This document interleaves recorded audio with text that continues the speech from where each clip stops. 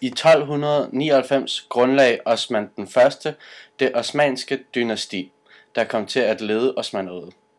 Da Osmannerriget i 1453 erobrede Konstantinopel, det nuværende Istanbul, blev de anset som en væsentlig del af verdenspolitikken. I Europa var Osmannerriget både hadet og frygtet. Blandt andet blev den franske croissant lavet som en hån mod Osmannerrigets halvmåne. I lang tid havde Osmannerriget haft kontrollen over markedet fra Europa til Asien, men i 1497 fandt Vasco da Gama ud af, at man kunne sejle forbi Kap det Gode Håb og ankomme til Asien uden at skulle bekymre sig om Osmannerriget. Det siger lidt om, hvor hadet de var. Man ville hellere sejle hele vejen rundt om Afrika, end at mødes med osmannerne. Osmannerriget nåede sit højdepunkt i 1500-tallet, hvor det på grund af sin enorme størrelse og sit meget velorganiserede militær og økonomi blev betragtet som en trussel af de europæiske konger. Osmannerriget ekspanderede i denne periode med en hidtil uhørt hast og blev først slået tilbage under den første belejring af Wien i 1529, hvor Suleiman den første, den prægtige, efter en mislykket belejring af Wien, blev tvunget til at trække sig tilbage.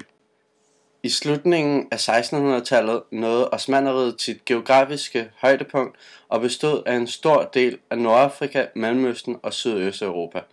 I 1683 prøvede de at belejre Wien for anden gang, men fejlede og blev slået tilbage af en alliance mellem det hellige romerske imperium og en række mindre europæiske konge- og fyrstedømmer.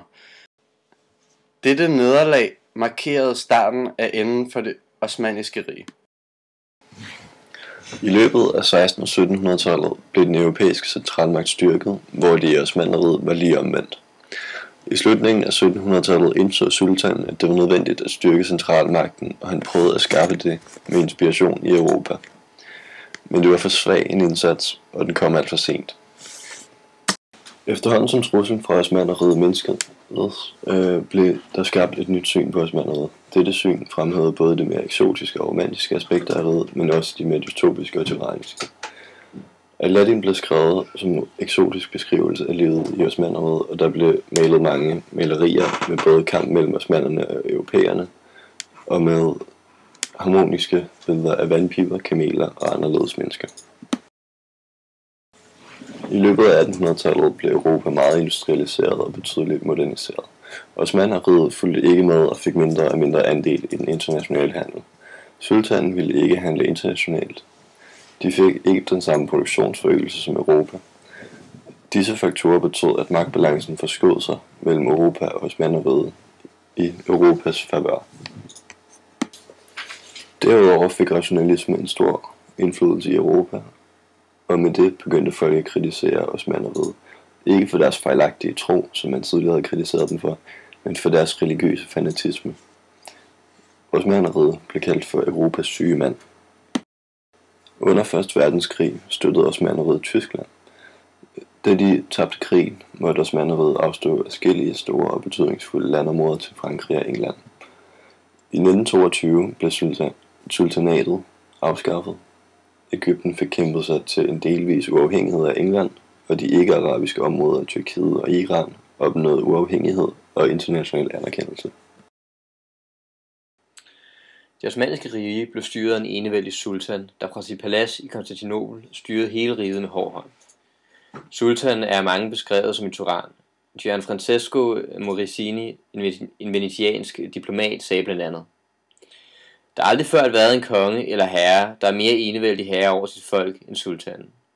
Det folk, han hersker over, er i sandhed blot får og bønder. Et tyranni som hans ville aldrig kunne bestå, hvis der var en adel omkring ham, eller blot hans egen familie og slægtninge.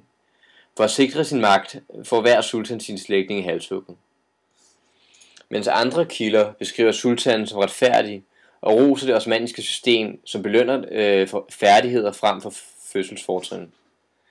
Et eksempel på dette er Orje Jalil de Busbek, der efter et ophold i Konstantinopel som ambassadør for Ferdinand af Østrig skrev følgende: Der knytter sig ikke nogen udmærkelse til fødslen blandt tyrkerne.